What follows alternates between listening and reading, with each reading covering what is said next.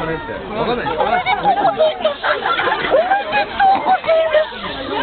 おめでとうございます。じゃあ、タオさんに一言。タオさん37歳おめでとうございます。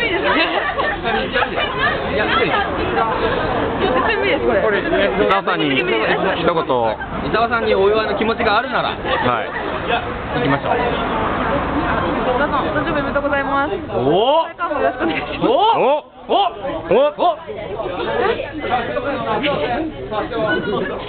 ですねよ。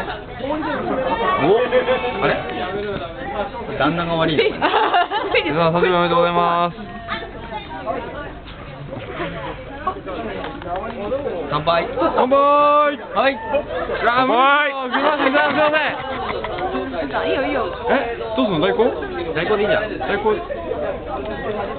が？飲めんじゃん。なんですか？梅酒ですか？梅酒。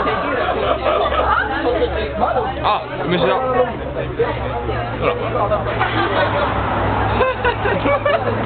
なんだこれ。ザウさんに一言。おめでとうございます。